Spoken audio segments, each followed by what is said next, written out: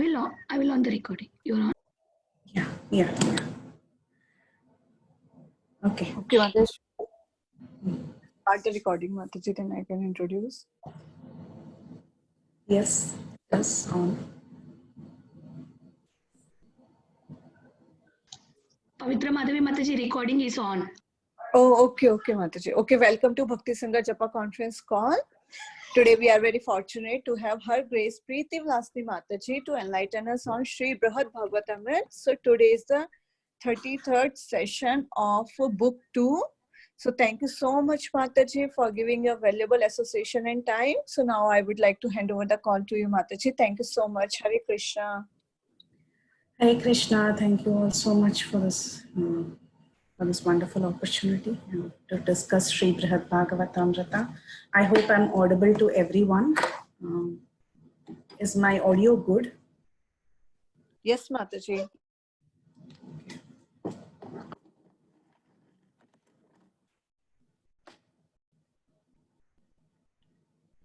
Okay, so we'll start with the prayers.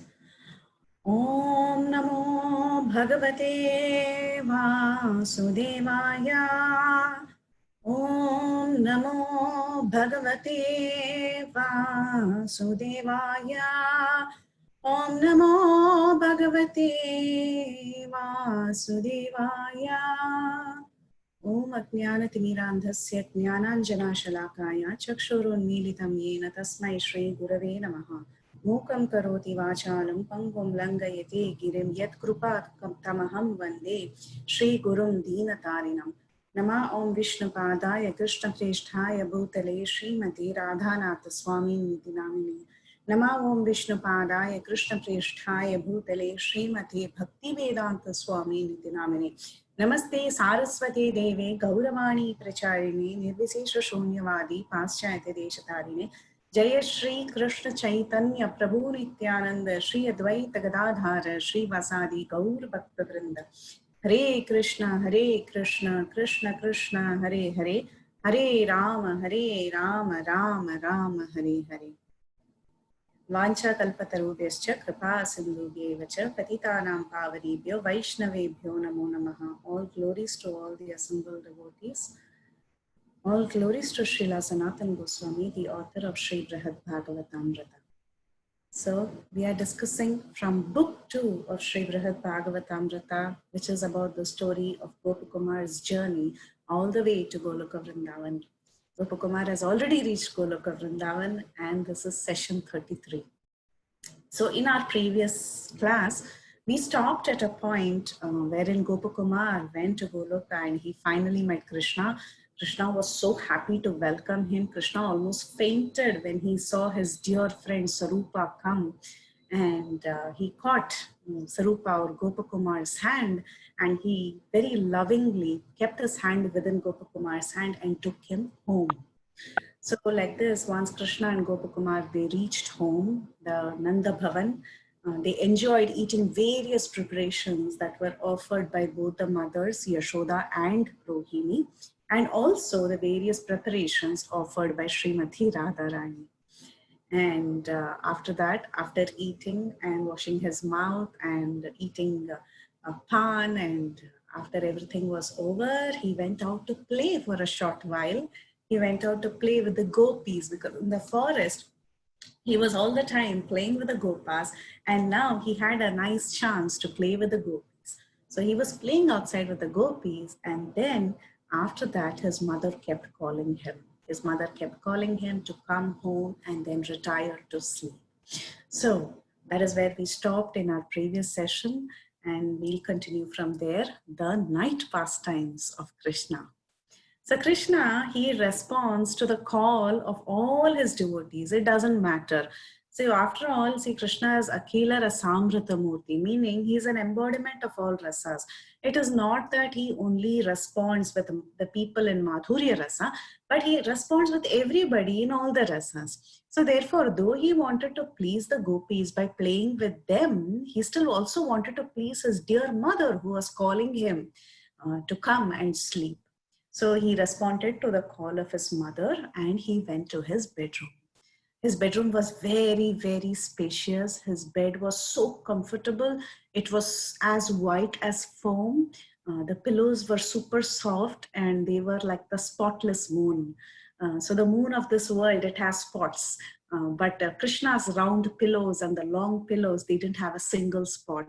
They were completely white, and the bed sheets were all milky white, and the bedstead was actually golden in color, and on that bedstead there were several precious gems that were studded on the bedstead, and there was a splendid canopy around the bed, like you must have seen in back in 90s and 80s. The beds would have canopies, like a nice screen kind of a thing that runs around the bed. So like that, beautiful canopy, and this canopy was made with pearl strings. It was so beautiful. It was made out of pearl strings, and the entire room was smelling divine because it was filled with the fragrance of aguru scent, and the huge closets in the room, they were all looking so magnificent, completely studded with gems. And this entire palatial room in which Krishna went to rest, it defeated the magnificence of a lion in the forest. So that is how Krishna's bedroom is being described. And as Krishna went to rest, at that time, Srimati Radharani was given pan in her hand and she was asked to give it to Krishna. So Srimati Radharani made pan and she put it into packets, and then she went and she offered it to Krishna. And very lovingly, actually, she actually went and placed it in the mouth of Krishna. Chandravali and the other gopis like Lalita Devi, they were massaging his feet very playfully. And the gopis, they divided themselves into groups and they were doing different services. Some took yak tail whisks and others had boxes of more pan, and some were holding water and other articles. So like this, the gopis, they sang and then they played some musical instruments, and some other gopis were exchanging some joking words. Like this, they were reciprocating with Krishna as Krishna was going to bed. And everybody's heart was melting with affection. Everyone had so much affection to Krishna. But however, Krishna, he especially reciprocated with the love of Srimati Radharani in a very unique and loving way. So this was going on for a while, and then Krishna indicated to the gopis that they could actually leave because he was soon going to meet them later for the rasa dance in the moonlight. So the gopis, understanding Krishna's signs with the eyes with his eyes, meaning Krishna was indicating to them with his eyes that they can actually go home and they will soon meet. By raising his eyebrows, he was indicating these details to the gopis, and the gopis understood, and the gopis left Krishna to rest for a while, and they all went. But then our dear friend Sarupa, he was still there in Krishna's place. So at that time, Sridham, who was the brother, who was the very good family friend or family and friend of Sarupa, he went to Sarupa and he told him, I think we should leave. And he took Sarupa's hand and he said, you come to my house. And he took Sarupa with him and he led Krishna to rest in his private space. And Sarupa went to Sridhama's house. Now, this Sarupa, though he went to Sridham's house, he was actually very, very, he couldn't sleep. The reason he couldn't sleep is because he was continuously thinking of Krishna. So just imagine, he had just reached Goloka Vrindavan and he saw Krishna face to face and he was asked to leave Krishna's room. So he was so anxious and he just couldn't sleep the whole night. The whole night he was thinking about how he came and how Krishna received him. And he was so anxious for dawn. And then as soon as there was a slight dawn, Sarupa got up and he went running back to Krishna's palace. And there he went and stood near Krishna's bedstead to see if Krishna was awake. At that time, Krishna was still sleeping, but Sarupa, he could see some nail marks from the gopis because of the night-long dancing that he was doing with the gopis. And Sarupa was thinking, oh, this must be the gopis.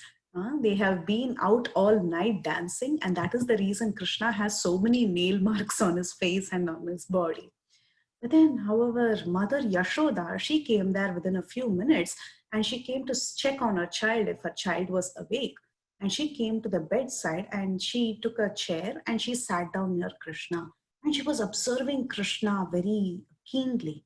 And she was thinking, why is my Krishna having so many nail marks? What did I do? Maybe I bruised him when I was giving a bath, or maybe I bruised him when I was making him get ready during the day. So, like this, Yashoda was thinking to herself, oh, maybe I did something to him. That's why he's got so many nail marks. And look at my boy, he's looking so tired and he's not even waking up. Is it because he went to the cowherd pastures and he's been away for so long in the forest that he's not able to wake up? Maybe he's very, very tired. So, like this, Yashoda was wondering why her child was not waking up on time and why he looked so tired. But however, she didn't have a clue that actually her son was outside in the forest dancing with the gopis. She didn't have the slightest clue that this was what was happening. She just thought for herself that Krishna, he has actually gone into the forest, and while roaming around in the forest, he has come across some thorny bushes, and these thorny bushes have actually scratched his face and scratched his body. And she was even thinking, maybe my little Krishna went and fell on his face onto some thorny bush. That is why his lips appear to be somewhat reddish, and he has smeared kajal from his eyes all over his body. And it looks like there is some brownish clay all over his body. What is all this? So she was thinking, maybe I didn't give him a bath yesterday. Or maybe these girls who were supposed to give him a bath yesterday, those girls, they came and they asked me if they could give a bath. They have not given him a bath properly. That's why it looks like Krishna has so much dirt all over his body. And look at his necklace. His pearl necklace is all broken. His ornaments are all disarrayed. All this has happened because he's so, he's not slept well and he's been rolling around all night on the bed. So like that she was thinking, and she was thinking, today I'm not going to allow these silly girls to give him a bath or decorate him. I'm going to personally take care of him. So like this, when Yashoda Ma was openly talking about Krishna's condition, at one point first she was thinking and then she started telling it out. So while she was telling it out, these young girls, they came in the morning to see what happened to Krishna. And then when they all came and they saw Yashoda Ma talking like this, they began to laugh. Some of them were giggling. Some of them were feeling embarrassed, while others were feeling a little fearful because they were all worried maybe Yashoda Ma would know about their night-long party. And a few of them were even embarrassed thinking about what all had happened. So like this, but however, Mother Yashoda just couldn't figure out. And the young gopis were all like, completely, some were laughing and some were being embarrassed standing there looking at Krishna's condition. Then finally Krishna woke up, and Mother Yashoda, this time, as decided, she personally decided to take care of Krishna. So she took Krishna and then she took him, gave him a nice bath, and she dressed him with very nice, beautiful ornaments. And then she called both Krishna and Balram, and she personally fed Krishna and Balram, and she was getting things ready in the kitchen for his auspicious departure. So she was getting everything set. At that time, Krishna, he was busy chatting with the gopis. See, because Yashoda had work in the kitchen and she had to get all his bags ready and everything ready for the forest, Krishna, who was already decorated nicely with ornaments, was now sitting and chatting with the gopis. So he was having some good fun. And then Yashoda Ma called out to all the gopis, and she told them, now Krishna and Balram, they have to leave to the forest. So you keep everything ready. So all the gopis came, they lined up, and then they all started singing auspicious songs for Krishna's departure to the forest. Some gopis were carrying purna kumbhas, some substances like yogurt, water, flowers, unhusked barley, parched rice, all these auspicious items, all the gopis were carrying, and they were walking in front so that Krishna's departure to the forest could be commenced. And then before that, of course, Yashoda, she called Krishna and Balram, and she made them first sit in a chair, and then she adorned them with all sorts of protective talismans like rakshas. For example, tiger nail. This was a very famous raksha that is put to the Lord. like for example, Lord Narsinghadev, we see him adorned with tiger nails. So like that, these are all protective talismans. So the gopis, Mother Yashoda, she came and she sat Krishna and Balram on the chair, and she put all these rakshas and these threads, and she put herbs on their body that is meant to heal their body. And then she decorated them with Garudamani emeralds, which actually is a guard against poison. And she made sure that they are completely protected.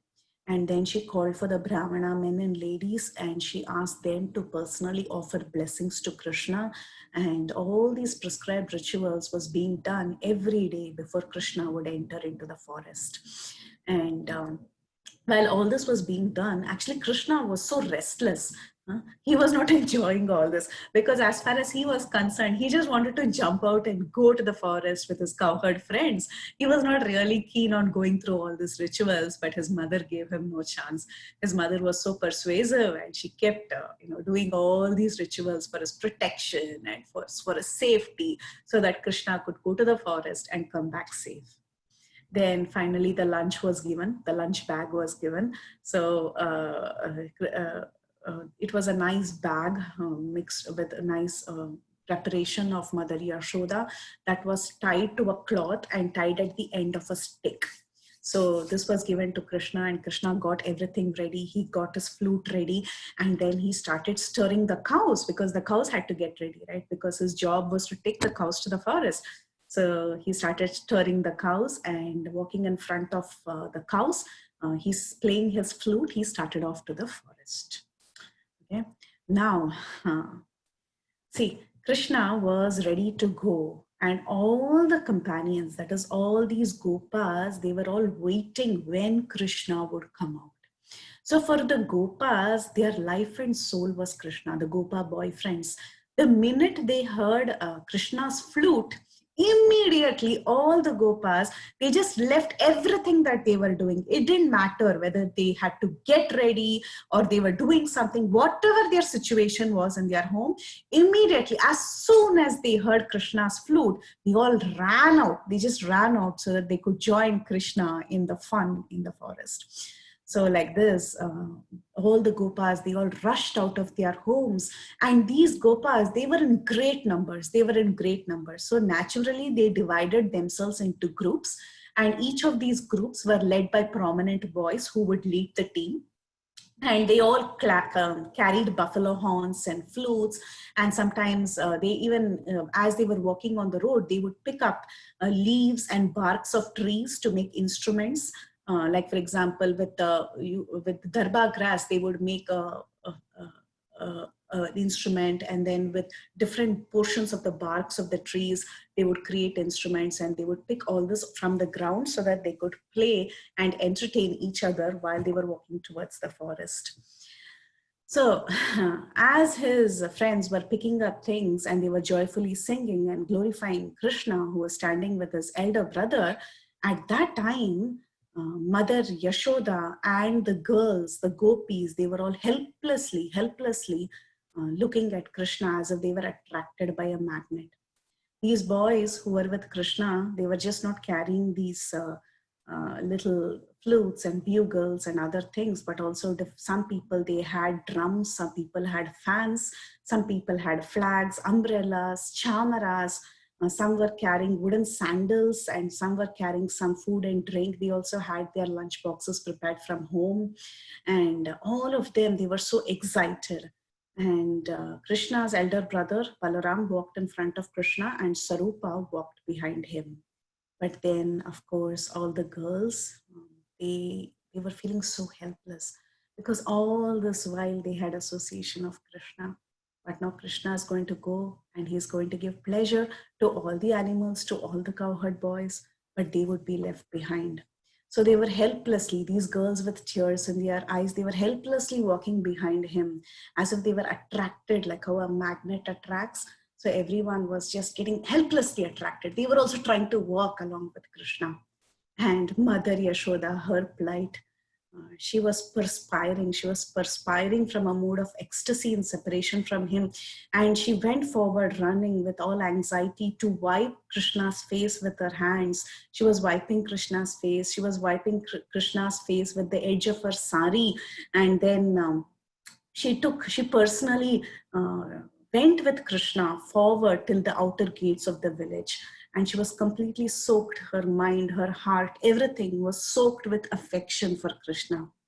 And with great request from Krishna, she was asked to return. So Mother Yashoda, she just took 2-3 steps back, and then she just couldn't tolerate separation.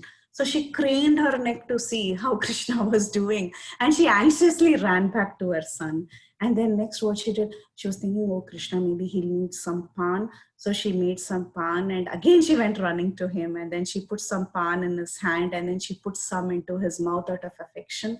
And then she thought, okay, I have to return back. So then she turned around and then she walked a few steps. And again, she nervously looked at Krishna and she went back to him running. She took some fruits in her hand and then she took some drink and then she went and she gave it to Krishna. And then Krishna told her, it's okay, Ma, you have to return now. So then again, Yashoda Ma, she took a few steps towards her house and then again she turned around and then she went to Krishna and she gave him a thorough look, top to bottom, if everything was okay. She started adjusting his garments. She was saying if the garland is all right, if his belt is all right, if his flute was kept correctly, if he was looking comfortable. She adjusted everything again and again. And then she again got up and then she returned. For 2-3 minutes. And then again, she went back running to Krishna. And then she told Krishna that, listen, Krishna, I have to give you so many instructions. You're such a naughty boy. You go to the forest and you do all sorts of mischief and you go and fall in thorn bushes. I don't want you to do all that. Please be very careful. Never go to dangerous places. Be careful wherever you go and take care of your health. And she said all that. And then she looked at Balaram and she told Balaram, you must walk always in front of Krishna. And Sarup and Sridham, both of you should stay behind him. You, Amshu, you should stay on Krishna's right. And you, Subal, you should stay on Krishna's left. So like this, all of you should protect Krishna from all directions. And then she again looked at Krishna's face with so much, loving intention that Krishna should not be hurt. And she looked at him with a lot of love. And then she asked Krishna to promise him that he would be safe. So like this, anxiously, Mother Yashoda was going back and forth like a loving mother. And the anxiety that she showed was much more than the anxiety that a cow shows towards her newly born calf. So like this, Mother Yashoda, she just didn't want Krishna to go. Every 2 seconds, she would just return back a few steps and she would run to see if Krishna is okay. So like this, she kept doing this. And at one point, Krishna bowed down and then took hold of her feet and embraced her. And somehow Krishna convinced her to go back, giving various reasons that she has to return to her household chores. And she had to do so many things for Krishna's return as well, right? To welcome him. So she told, you have other duties, so Ma, you please go back home. So like this, on the insistence of Krishna, finally, Yashoda, she with great effort, she went back home. And in fact, she had so much tears in her eyes. Though she was returning home with a heavy heart, she just looked back with tears in her eyes and she was looking like a statue, like a motionless picture. She was all gazing at Krishna and she was seeing how Krishna was walking with all the cowherd boys and the cows and the calves into the deep forest. This was Yashoda's plight as Krishna was leaving her and going.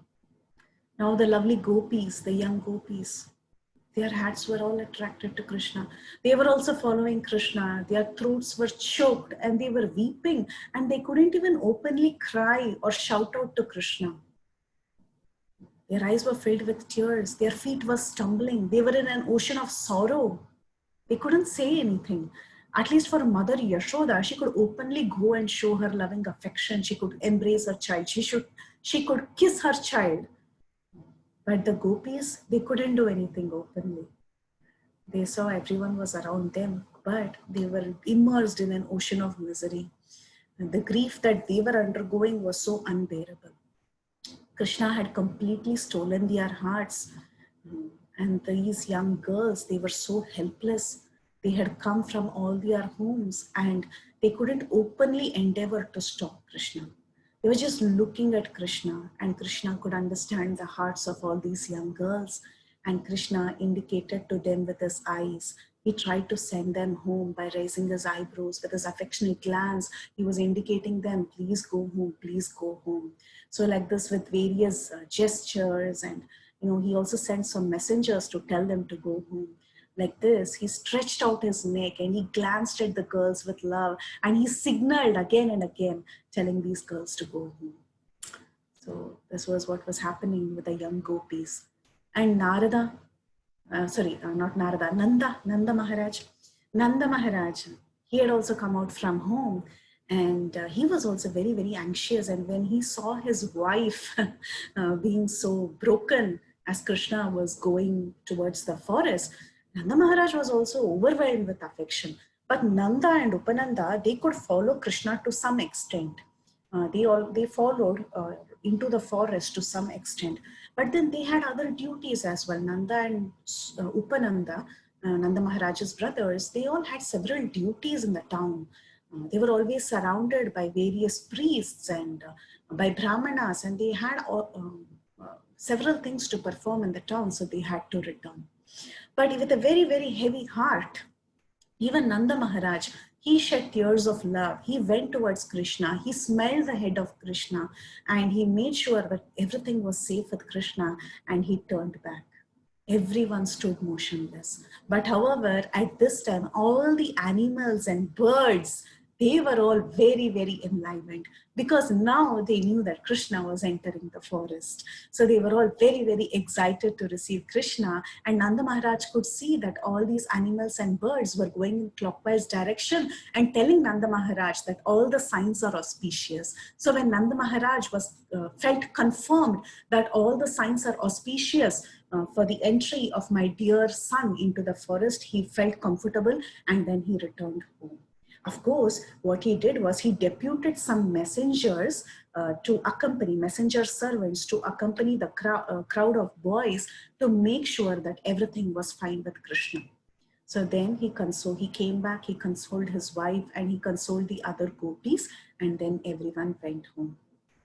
The gopis, even after they went home, they spent their entire day singing about Krishna, talking about Krishna, recollecting the different pastimes of Krishna, and they were anxiously waiting for Krishna's return throughout the day. The gopis in the Bhagavatam, they say, Mukunda, when he vibrates the flute and he places his flute to his lips, and stops the holes of the flute with his tender fingers, and he rests his left cheek on the left arm, and makes his eyebrows dance, at that time, everybody, the entire world becomes amazed. This is Srimad Bhagavatam, Canto 10, Chapter 35, verses 2-3. So this is how everyone felt. Oh, Mukunda is vibrating his flute and he's going to the forest. Everyone was stunned. But at the same time, these gopis, they were feeling pangs of separation. They were all waiting for Krishna to return. So like this, they were singing beautiful songs about the activities of Krishna and meditating on him throughout the day. Like this, Sarupa or Gopakumar was describing the pastime of Krishna going to the forest in Goloka Vrindavan. Sarupa didn't want to describe in detail about the separation of all the Vrajavasis, what they were feeling, because he thought this is unnecessarily going to create more unhappiness. So therefore, he didn't want to divert the Mathura Brahmin's attention, and he didn't delve into great detail about the separation that the gopis were feeling through the day. He just spoke about it in short. Then he continued. Sarupa or Gopakumar continued telling his experience in Goloka Vrindavan. He said, Krishna also, actually, as he was going into the forest, he was feeling very, very unhappy in his heart because he had to send the gopis back. But then the Gopas, they quickly pulled Krishna inside the beautiful forests of Vrindavan. Somehow the Gopas had to pull Krishna into the forest because the pain and separation that Krishna was feeling from the gopis was 1,000,000 times higher than what the gopis were feeling from him. Because Krishna, he's such a sweet Lord. He just loves his devotees so much, especially the gopis. So literally, the boys had to pull him into the forest. And somehow they thought once he sees this beautiful forest of Vrindavan, he will feel relieved. And the cowherd boys and Krishna, along with Balaram, they entered the most beautiful forests of Vrindavan. In Srimad Bhagavatam, we hear from Shukadeva Goswami about how Krishna used to glorify the forest of Vrindavan. As he entered the forest, he prayed Balaram as he was walking. And this is there in Srimad Bhagavatam. It goes like this, the verse goes like this. Shri Bhagavanu Vacha Aho Amideva Varamarachitam Padambujam Te Sumana Palara Arhanam Namanti Upadya Shikabhiratmanas Tamo Pahatyai Tarujanmayat Krutam. The Supreme Personality of Godhead said, O greatest of Lords, just see how these trees are bowing their heads at your lotus feet, which are worshipable by the immortal demigods. The trees are offering you their fruits and flowers to eradicate the dark ignorance that has caused their birth as trees. So like this, similarly, in a similar fashion as Krishna and Balaram were entering Vrindavan, Krishna was glorifying the beauty of Vrindavan, telling Balaram that look at these trees, they are so wonderful, they are offering their obeisances to you. Like this, they were talking about the glories of the forests of Vrindavan, and Krishna and Balaram and all the gopas, the cows and the calves, they were all moving into the forest. Krishna enjoyed around different places in Vrindavan, like the Govardhan hill, as he was tending cows, and then lovingly he made the cows drink water from the cool waters of the Yamuna. Like this, he went from one place to the other in the forests of Vrindavan, and he was playing with all his friends. Back at home, everyone's thoughts, the young girl's thoughts, Mother Yashoda, Nanda Maharaj, all of their thoughts was just flowing into the forest of Vrindavan. Krishna was going to the forest of Vrindavan, but mentally the rest of them, their thoughts was also flowing into Vrindavan. The thoughts of the gopis and everyone else in the city of Vrindavan was in the bushes of Vrindavan, because they knew that now Krishna will be enjoying in this place. So all that they were thinking is how nice the forest of Vrindavan is and how nice Krishna will be enjoying in this forest of Vrindavan. So like this, everybody was in ecstasy. Everyone was in ecstasy. And the ecstasy of Vrindavan is very difficult to describe in limited words. The residents of Vaikuntha, they taste much better happiness than those in the material world. The happiness in Ayodhya and Dwaraka is definitely greater than the joy and the tastes that is experienced in Vaikuntha. And the ecstasy that is seen in Goloka Vrindavan exceeds any other place. It just transcends everything. It is the topmost happiness because the Lord has such friendly, intimate relationships with each and every single devotee. So many may say, so this is a very interesting thing that we all must know about the associates of Krishna and Goloka Vrindavan. So many may say that the eternal associates of Krishna in Goloka Vrindavan were some descended demigods, incarnated as descended demigods. For example, let's take this example of Nanda Maharaj. So we all know that we see even in our Bhagavatam, we will see that Nanda Maharaj was known to be a Vasu by the name Drona. So we read a verse in the Bhagavatam, Drona and Dara, they did great austerities in their previous birth, and that is the reason they became the father and mother of Krishna as Yashoda and Nanda. So like this, we hear some statements on various Puranas. However, the Uttarakanda of the Padma Purana, it confirms that the demigods like Drona and Dara, they were all partial expansions of the original Nanda and Yashoda in the spiritual world. So similarly, the original Vrajavasis from the spiritual world, they like to accompany Krishna when he descends to this earth. Goparaj Nanda and other devotees in Goloka Vrindavan, they expand and they enjoy pastimes not only in the material world, but they also expand to Vaikuntha. For example, in Vaikuntha, the same Nanda, he becomes an associate called as Sri Nanda. And later he comes as a demigod expansion that is known as, who's known as Drona. So Golok, the same associates of the spiritual world in Goloka Vrindavan are sometimes seen as associates of Narayana, and sometimes even they are seen in the material world as demigods. So this, you should understand that the original ones are there in Goloka Vrindavan, and the reflection of the same personality is seen in Vaikunta, and their shadow is actually one who's seen in the material realm. So this is just for our understanding. But to make this clear, I will give you more examples and then we will reconcile all these statements. Okay. See, for example, you have associates like Balaram. So Balaram, he is present in Goloka Vrindavan. And the same Balaram, he is present in Vaikunta as Sesha. The same Sesha who's present in Vaikunta further expands into this material realm as the Sesha who carries the planets on his hooves. So you see, the same Balaram is there in 3 places. Again, that original Balaram, he comes in a self-same form as Balaram to this material world when Krishna wants to enjoy pastimes here. So the same thing happens with each and every associate. So let's take the example of Sridhama. Now Sridham, he is a cowherd boyfriend of Krishna in Goloka Vrindavan. This Sridham is also expanded and he's present in Vaikunta as Garuda. And this Garuda, further he appears in this material realm as a demigod who's the son of Vinata, Vainateya. You know, he's born as the son of Vinata in the material world.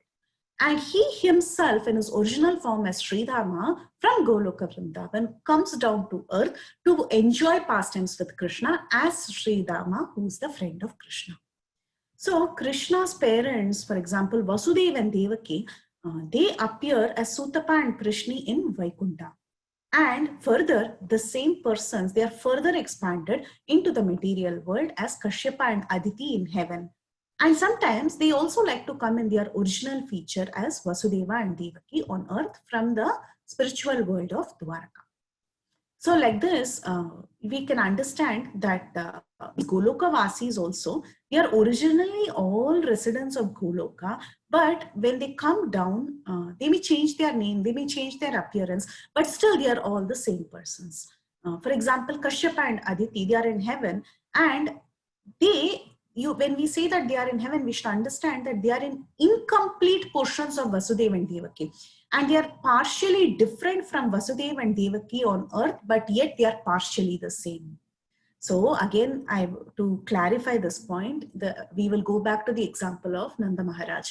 So when we talk of Nanda Maharaj, the self-same Nanda Maharaj who is there in Goloka Vrindavan, he comes down to the material world when Krishna comes to perform his pastimes as Nanda, the father of Krishna. But this Drona, who's known as as the expansion of Nanda Maharaj in the material world, you should remember that he's only a partial representative. He's not a complete representative. He's only a partial representative. So therefore what exactly happens is that when Krishna decides to descend on earth to perform his childhood pastimes, at that time Nanda Maharaj is naturally attracted to come with him. And by Krishna's arrangement, Lord Brahma, what he does is he blesses Nanda's partial expansion, who's Drona, to attain perfect devotion to Vishnu. And because Drona is already a partial expansion of Nanda Maharaj, this partial expansion Drona merges into the original Nanda and he joins the entourage of Krishna in Krishna as Krishna's associates when Krishna descends to this material world. I'll repeat again if there is any confusion. So you have the original Nanda Maharaj who is there in Goloka Vrindavan. Okay, he's going to come down with Krishna. Wherever Krishna goes, all his eternal associates are also going to go with him. So he's going to come. Then what happens to his partial expansion, who's Drona, who's already present as one of the Vasus? That personality, that Drona will merge into this Nanda Maharaj. So both of them will be there together to enjoy pastimes with Krishna. Therefore, when you see in the statements that statements in Puranas that Drona becomes Nanda, you should understand that is correct. Drona becomes Nanda, yes. But who is this Drona? He is a partial expansion of the original Nanda. He has come and he is merged into the original Nanda who has come from the spiritual world. So like this, in many Puranas, you will find many statements. Like for example, in the Kartika Mahatmya of Padma Purana, you will see some previous lives of Radharani. And then you will get confused. How can Radharani have previous lives? So how do you reconcile this? You have to reconcile this by understanding this point that Radharani is eternally there in Goloka and she always accompanies Krishna wherever he goes, but still there is some partial representation of that personality who was there in the material world who will join the original personality and enjoy pastimes with Krishna. So if at all we see statements in various Puranas about this, like for example in Bhagavatam, as I mentioned, we do see statements about Drona and Dara. So this is how you reconcile this fact. So now still many may have many questions on Goloka Vrindavan. One major question, major problem for everyone is how can demons be present in Goloka Vrindavan? That to Goloka Vrindavan is considered more superior than Vaikunta. So how can someone even have an impression of seeing a demon? How is it possible? Another thing is Goloka Vrindavan is considered very, very spiritual, Satchit Ananda. And how can inanimate things like logs, stones, carts, dust from cows, all this exist in Goloka Vrindavan? We are saying, oh, Krishna's face was dusty and all that. How can it be present in the spiritual world? Like that, so many questions will come to our head. But however, we should understand that yes, Goloka Vrindavan is in fact much superior than any other place in this world, in the spiritual world as well. And to establish the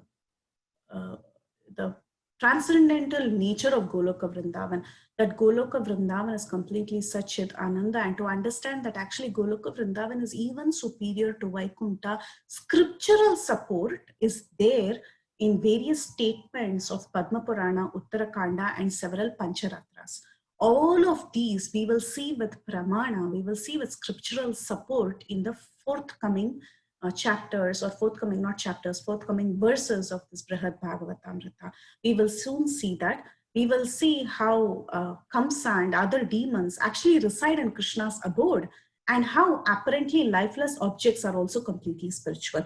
We will see all of this and we'll try to understand what it means to say when yes, demons are there in the spiritual world. We often hear demons are not there in the spiritual world. But when in these pastimes, very soon we are going to see all the demons appearing in Goloka Vrindavan. After we enjoy all the pastimes, towards the end, we will get into the philosophy and try to understand what are these demons, what is this dust, or why Goloka Vrindavan is again, time and again stated by all our acharyas to be superior than any other spiritual planet. We will get all this understanding as we proceed further. Okay, so continuing the story, Sarupa, he continued to tell the Mathura Brahmin. So going back to the original context, this is a conversation between Gopakumar and the Mathura Brahmin. Now we have given our Gopakumar a new name, Sarupa, since he entered Goloka Vrindavan. So let's continue the story. Sarupa continued to tell the Mathura Brahmin, hey Brahmin, I want you to listen more about the wonders of this planet.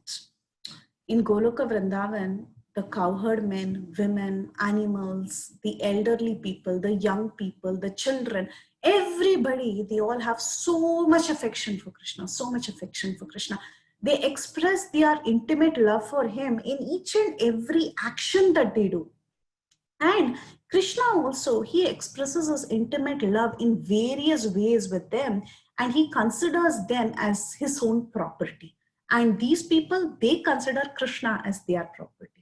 So the dealings of the residents of Goloka Vrindavan and Krishna is always in Vishuddha Sattva. They're impeccably pure and there is zero duplicitous relationships, 100% non-duplicitous relationship.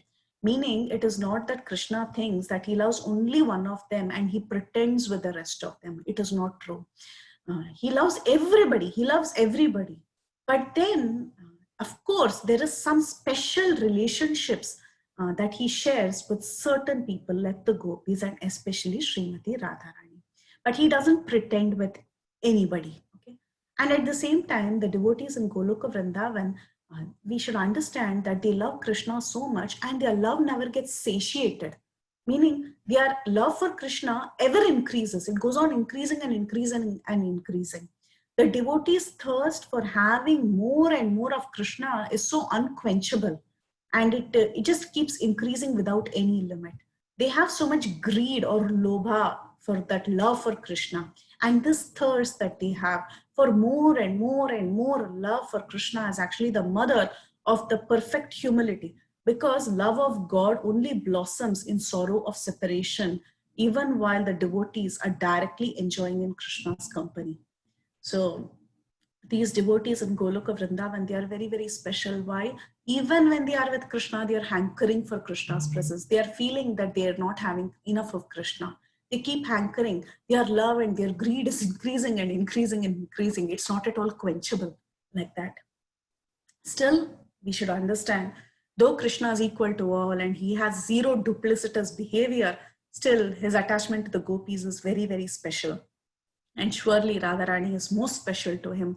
And yet all the gopis are, they never think, the mood of the gopis is that they never think that I am the only beloved of Krishna. They do not care for their personal happiness. All that they want to do is they want to see how Krishna will be pleased. They never think even in 1 second that I have pleased Krishna enough today. That never comes to their mind. They will always think, when will I become the most fortunate, insignificant maidservant of Krishna? They never acknowledge that Krishna has, has been satisfied with my service, or Krishna treats me special. Such thoughts never come to them. They are always thinking, when will I become that, remote servant? Will I be able to please Krishna today?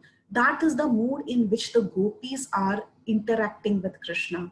But however, the gopas, they have a slightly different mood. Now, this is very interesting for us to know the mood, the difference in the mood between the gopis and the gopas. So I will try to explain this. It is extremely intriguing. And I thought it was very interesting. I'll try to explain it in the best possible way.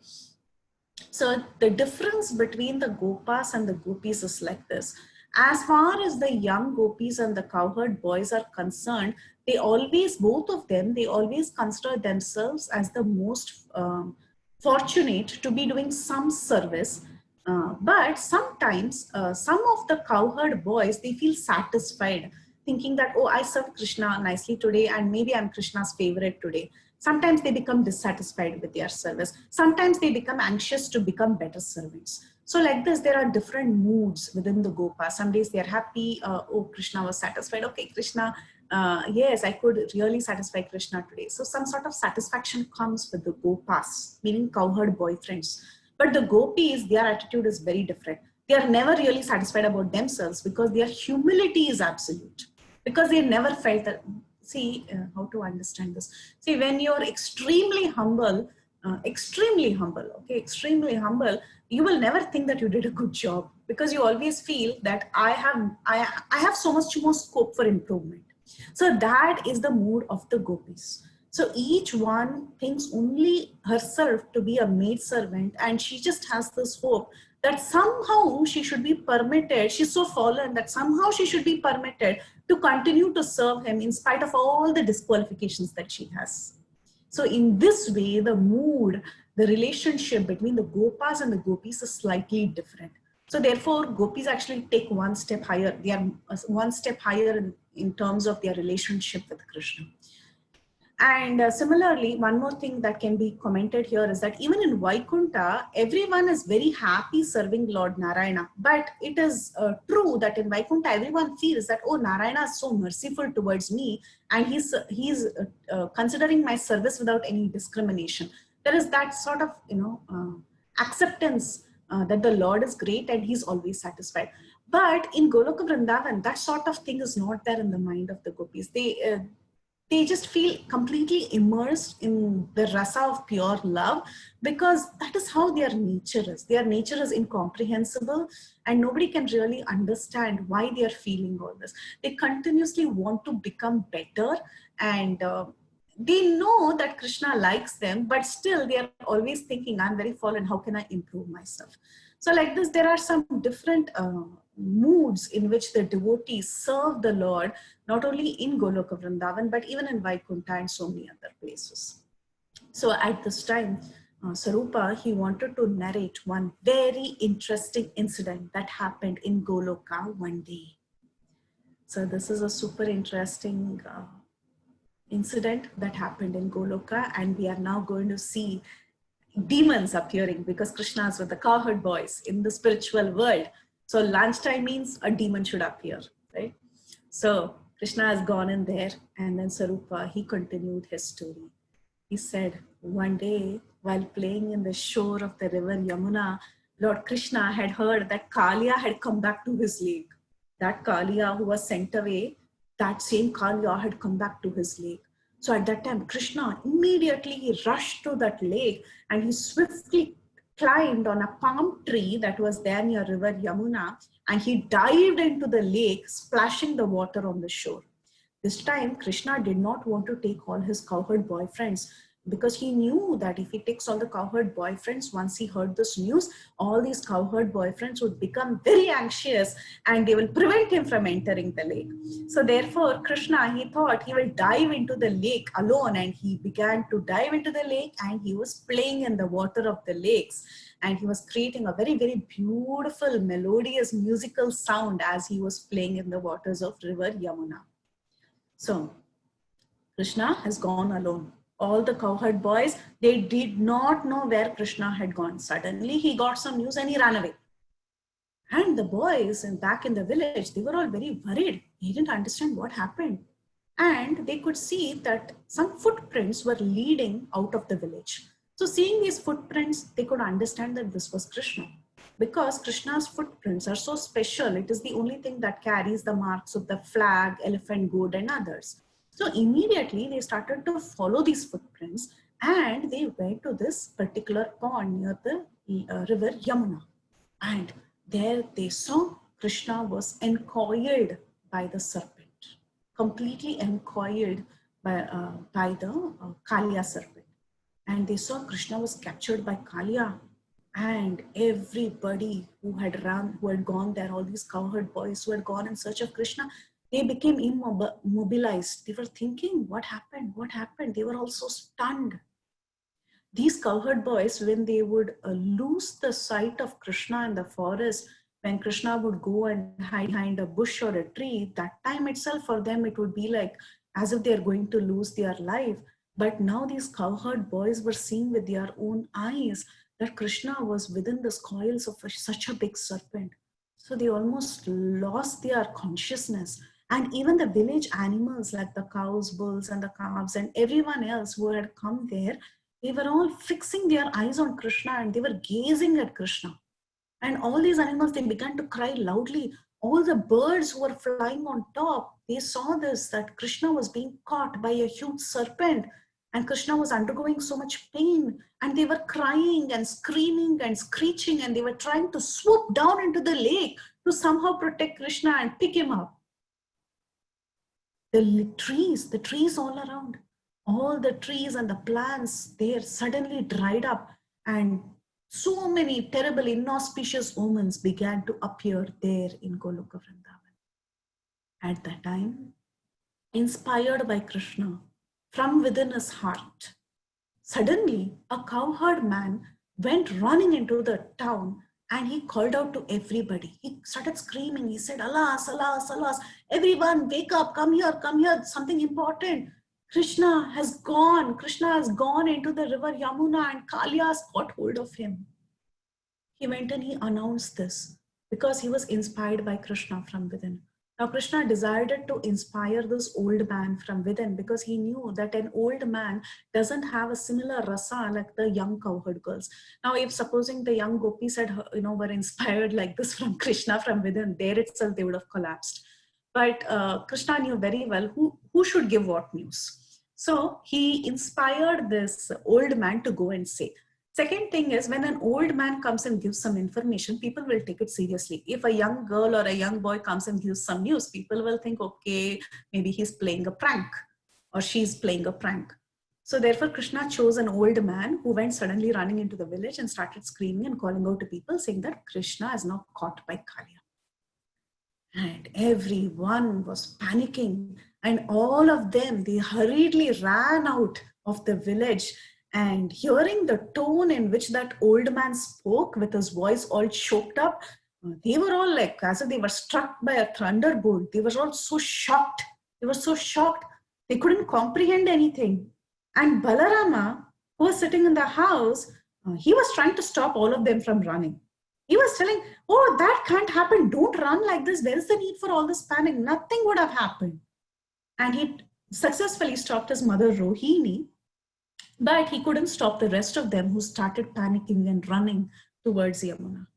So then Balram was trying hard. He was trying to tell them, don't run, it's okay, nothing would have happened to Krishna. But still, Balaram, he had to follow them because he had to pull them back. He had to somehow stop them. So Mother Rohini stayed back, but then Balram, after a little while, he also ran out to call back all these people. But by then, all these people, they had reached the banks of the river Yamuna. And Balaram also finally reached the banks of the river Yamuna. Should I continue? It's time. Do you want to leave it here in the suspense what happened? I think so. You can continue, Mataji. Sure. Okay. Then we'll finish this pastime if you don't want suspense. Okay. Okay. Then Balram also, he came and he saw that his brother was in the lake. Brother was caught by Kalia, and all of them were fainting one by one. Everybody was fainting. And Balram, when he reached there and he really saw the scene, he also couldn't maintain his gravity. This Balram who was sitting at home and telling it's okay, nothing would have happened. When he saw Krishna in this condition, he couldn't maintain his gravity, and out of his affection, he started weeping like anything. He was crying in distress. He just didn't know what to do. He started lamenting in so many ways that even the stones and the logs would shatter into pieces, seeing the pain in which Balram was screaming. And one by one, everyone was fainting. Nanda Maharaj fainted, Yashoda fainted, and they were hearing all sorts of cries in all directions. And Balram, finally, he tried to collect himself and he steadied himself and he woke up. And he also tried to wake up Krishna's parents. Krishna's parents also woke up, and when they again saw that their son was still in that river, caught by the coils of Kalia, with great anxiety, Nanda and Yashoda were trying to enter the lake. But Balram, he held them back and tried to restrain them with the strength of his arms. And Balram started crying out to Krishna's names. He started calling out, Krishna, Krishna, what is this? Why are you letting your dear devotees suffer so much in anxiety? Why are you doing this? These people in Goloka Vrindavan, they are not like your attendants in Vaikunta. They are not like the Vanaras in Ayodhya. They are not the Yadus who are there in Mathura or Dwaraka. These people, they are the devotees in Goloka. They are crying out to you and they don't know anyone other than you. You are their only life and soul. And if you do this, they will just die. They will not have anything to do. They are exclusively dependent on you. They only know you. They have pure, spontaneous love towards you. They do not have an ounce of mix of reverence. They do not have all that. They cannot think that, oh, Krishna is God. He will take care of himself. What is there for me to go and protect him? That is not their thought. They are thinking that you are their child. They see you as a helpless person. Don't do this, Krishna, please. So at this point, Balram had to remind Krishna, think about whom you're dealing with. And the Golokavasis, obviously, they can never even fathom that Krishna is there, the Supreme Lord who's capable of taking care of himself. So like this, Balaram, he was trying to remind Krishna about the innocent cowherd people who are completely endowed with prema. So Balaram said, stop this game, and come out. And while he was screaming and screaming and screaming, he was doing all this because Balram also knew that Krishna himself cannot tolerate the grief of his devotees. So Balram was trying to play the role of telling Krishna that actually if you do this and these people faint like this and collapse, then you are going to become unhappy because you cannot see the distress of your own devotees. So then finally, as he was screaming like this, the gopis, the young gopis, the young cowherd girls, the little gopis, they were getting so anxious. They got up and then it is so sweetly explained that they would just get up, they would faint. They would get up, they would faint. And then they would break their bangles and Their dresses were all disarrayed and their hairs were all scattered. And then they were trying to enter the lake so that they could drown themselves and give up their life. Imagine giving up life in the spiritual world. See, of course, you can't give up your life in the spiritual world, but that is how the gopis were expressing their love. So they were thinking, let me go and drown into this poisonous river. That they wanted to just run for the sake of Krishna. And then finally, to save these gopis, Krishna, he unclutched himself from the coils of this serpent and he climbed upon the hoods of Kalia, and he extended his arms as he was standing on the hoods, and he extended his arms and he picked up all the gopis with his arms. And taking hold of all his beloved gopis, once again, Krishna got all of them onto the hoods of Kalia and he started dancing on Kalia's hoods. So now Krishna picked up all the gopis who were trying to enter the lake. He got them all on the several hoods of Kalia, and it was a beautifully decorated stage there. So Kalia's hoods were dancing. The dancing stage performance had started. Krishna was not alone. Now all the gopis were with Krishna. So with all the gopis, he made a beautiful dance performance. He danced with all the gopis there. It was such a spectacular performance. Nanda Maharaj and others, they were all brought to consciousness by Balram, and they were all gazing at Krishna with so much amazement. And they were all so surprised. They were thinking, what is Krishna doing now? And what is this Kalia going to do next? So they were all looking at this beautiful performance of all these different gopis and Krishna. They were dancing in ecstasy. And at that time, the Nagapatnis, they emerged from that lake. And Krishna, he took the shawls of these Nagapatnis and he made a big rain with which he pierced the nose of the Kalia, and he put that rain within, and he, like how you put a rein in the nose of a horse, like that he put a rein inside Kalia's nose of one of his hoods, and then with that rope he started treating Kalia like a horse. So he started driving Kalia with his right hand, with his left hand, and with his right hand he was playing the flute. So like this, he made Kalia his carrier, and he used his flute like a whip, and he drove on Kalia, and he began to shower mercy on Kalia.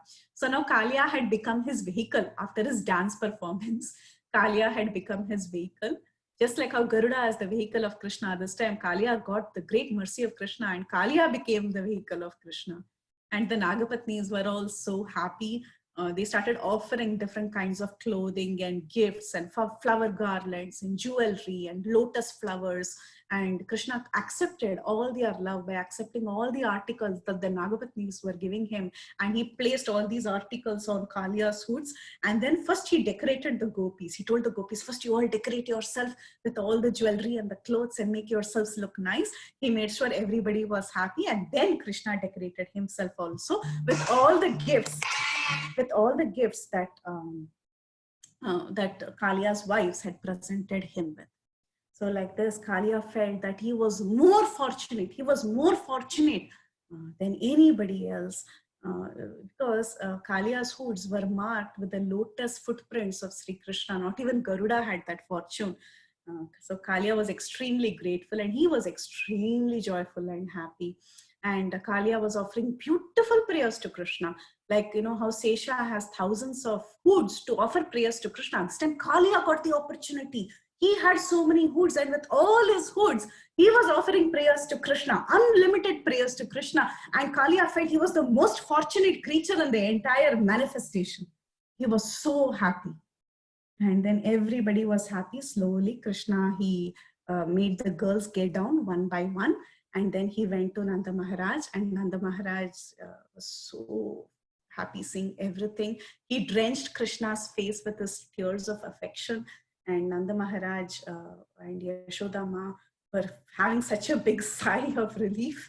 And then Krishna looked towards Kalia and he gave him some instructions. He said, "Hey Kalia, never again trouble the Vrajavasis. You leave this place immediately." So like this, Kalia left after this beautiful, beautiful pastime that was not seen before. It was a unique pastime, and it increased the love and affection of all the residents of Goloka Vrindavan.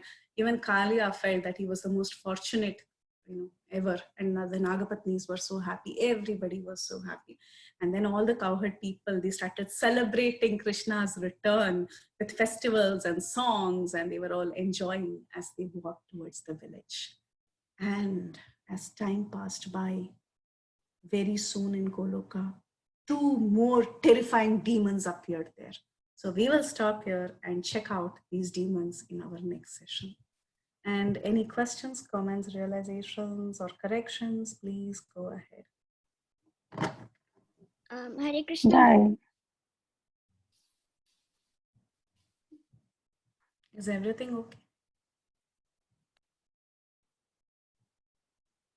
Yes, Mataji. I think Yes, two people I was stopped just it. scared.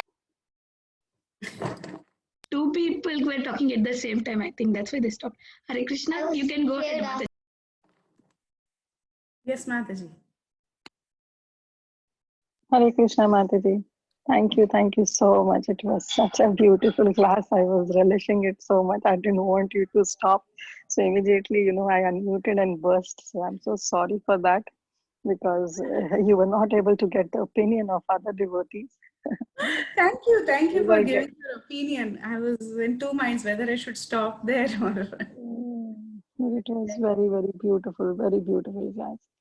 So yes, Mataji, all the points were crystal clear, like how well you explained about Drona and how about Yashoda, Yashoda and Nanda, that they are eternal and it's their shadow uh, and their partial expansions and how they merge. It was crystal clear, and even the moods of Gopas and Gopis that you were telling, it was also very much clear, at least to me. I could really make it out from your explanation. So thank you for explaining it so beautifully, with all the examples and purports. Everything was so beautiful. And about this Kalia, just one question, I don't know, we in the previous classes, by some devotees, we have heard that, the demons are personally not present. It's just in the sound vibration or in the fear on their hearts, these demons are there. But now when we are reading this, it seems that the demons are actually present, right? Because the Kalia was still there, not in a friendly manner, but yes, the Kalia was coiling up Krishna, and Krishna, and the devotees were seeing Krishna in pain. So how could we can understand this part, if you can explain? Yeah.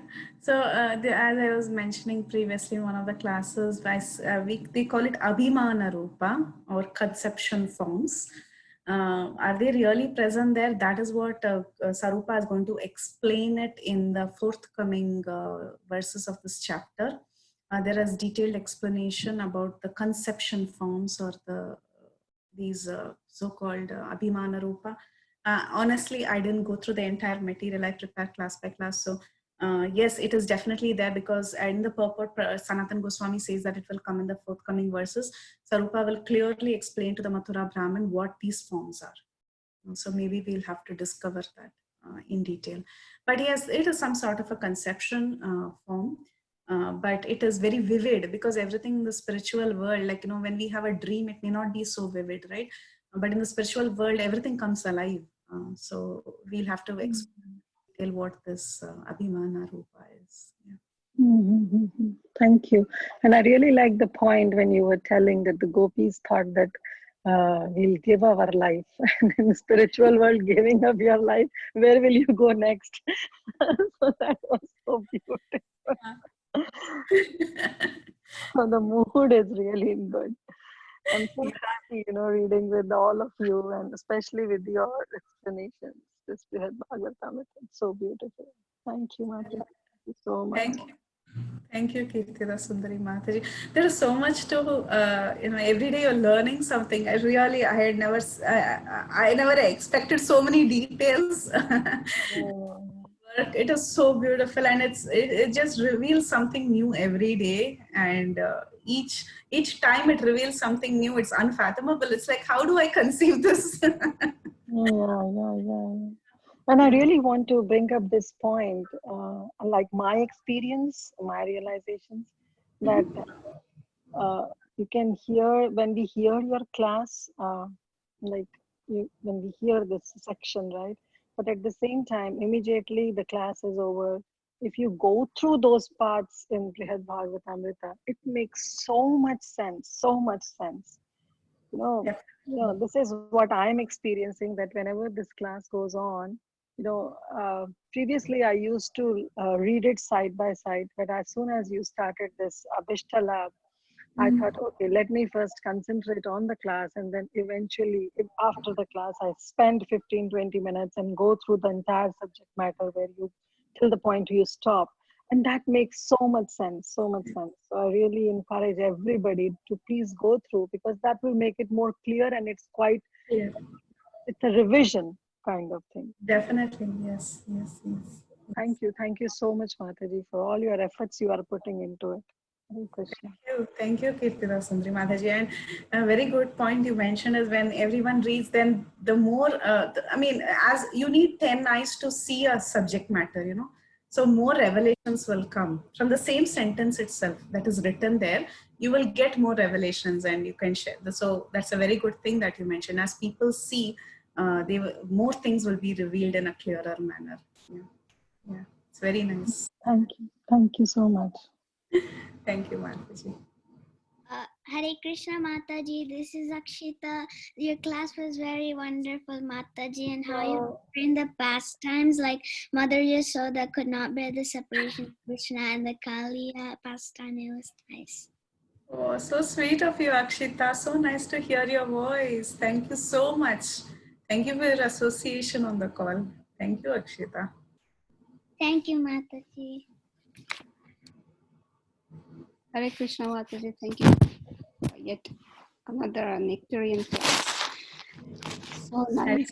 Hare Mataji. Yeah. Listening to all the pastimes was very wonderful. I just want to confirm my understanding, what I understood about the partial expansions. Can you please tell me if I understood correctly? Like you said, like all the associates of Krishna have their partial expansions, and whenever like they want to go to a material world, they all go along with the partial expansions because they also want to have the pastimes with Krishna. Is that correct? So all the associates have their partial expansions? Yeah, whatever is, we don't know exactly if each and everyone, but Okay. Generally, yeah. Okay. We know for sure some are directly mentioned. Mm-hmm. At least then, yes. Okay. Thank you so much, Mataji. Thank you. Thank you, Vrinda Mataji. Hare Krishna. Hare Krishna. Hare Krishna, Preeti. Dandavat Pranam, such a beautiful class. Actually, after such a long time, I logged into your class. I was waiting, and like many days, I get carried away with something. So I'm so happy today. I logged in and I listened. It was so nectarian and very sweet. And I just had like the same question, similar to like what Kirtida Mataji was saying. Like, I was just wondering where the demons appeared from and, Goloka. And like you said, maybe, we'll get more clarity in the later chapters. So I'm just waiting for those chapters because I had heard or read somewhere earlier that Krishna even summons, demons from the earthly planet, to pay the pastime for him there. So some get lucky and they go there and do those pastimes. So I'm just waiting to see what actually unfolds, and it really is so nice to hear. Like you were saying, like Balram was screaming, like to Krishna, come back, and I could see that you were kind of entering the Leela yourself and screaming on the call. I'm like, suddenly the volume is so high, and I was like, and then I would think that you just, you were almost there and enjoying the pastime there. So I could get that feel. So thank you so much, Preeti, for the class. Hari Bol. Thank you so much, Sukhsagari Mataji. It's always nice to hear from you.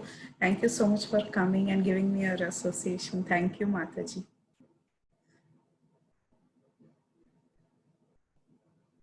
Hi, Krishna Mataji. I couldn't attend the class. There was school event going on today to collect things. So I'll listen to it again. And definitely your classes are a nectar, and I'm still so loved that Akshita is listening to it. And it's really, really wonderful. Thank you, Mataji. Thank you, Sita Priti Mataji. Thanks for encouraging all the children all the time. Thank you.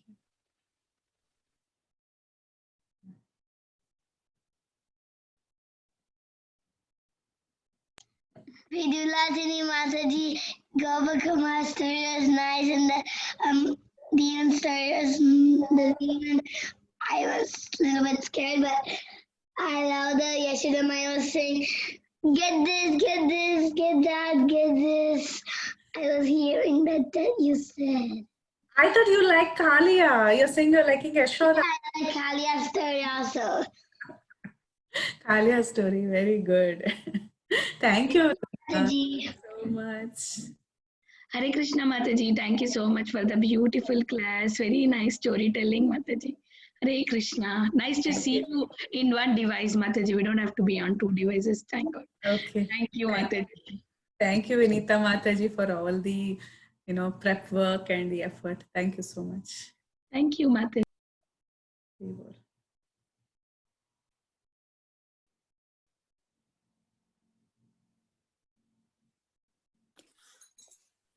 Hare Krishna Mataji, Dandavat Pranams.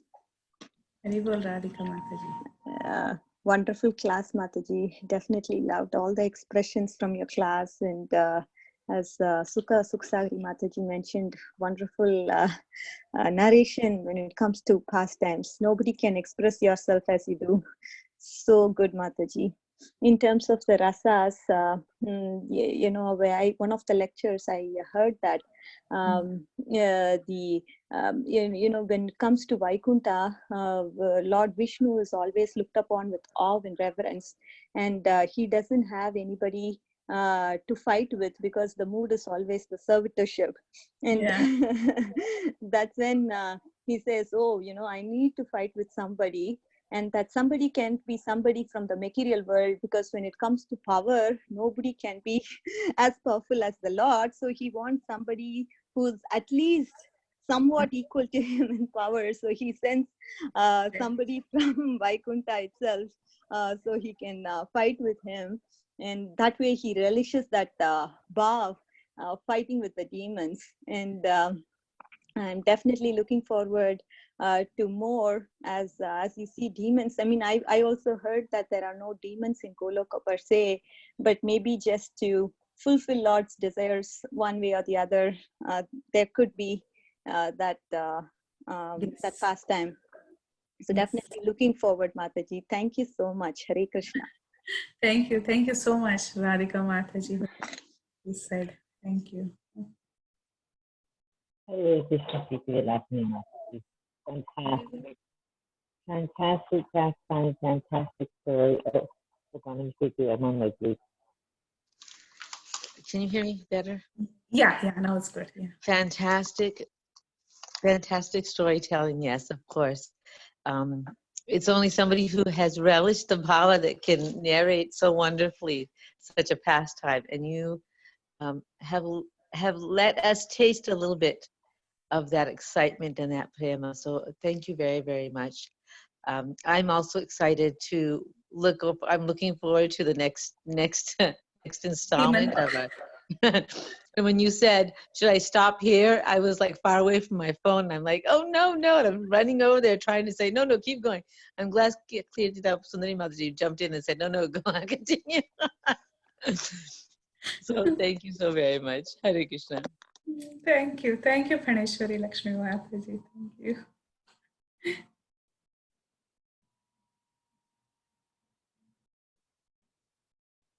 Okay, so if we don't have any other questions, comments, or realizations, we can end the call. Hare Krishna Mataji.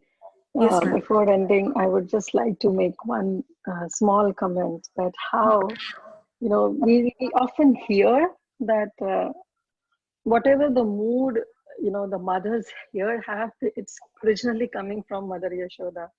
So, we can relate that. I still remember the day when my son was going to his school, very first day. So I was like, the way I was dressing him up and thinking that he'll be okay. And it was just a 3 hours, 9 to 12 back in India. But, he went in that van and I was worried, will he be safe when he'll come back? 3 hours went by in that thought only, okay, he must not be crying. He ate his lunch, So how beautiful, all this love is so called what we call love in this material world is actually not the real love, but it comes only and only from the spiritual world, Very That's true. how Mother Yashoda was sending off Krishna, she was worried and she was doing all kind of, Vaksha mantras. And that makes, I was just thinking that our love is such an insignificant love as compared to Mother Yashoda. And that insignificant love is also coming from her. She's the right source of that parental, that Vatsalya bhav. So, yeah, thank you, Aditi. Just want to make that comment. Beautiful. Thank you, Kirtida Sundari Mataji.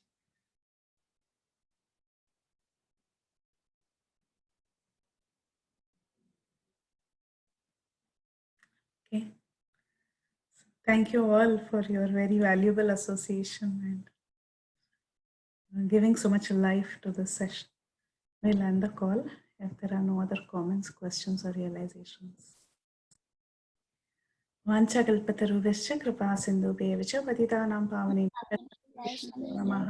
अनंत कोटि वैष्णव वृंद की जय, श्रील प्रभुपाद की जय, भागवतामृत की जय। I love Vilasini Mataji. Thank you, Vrinda Baby.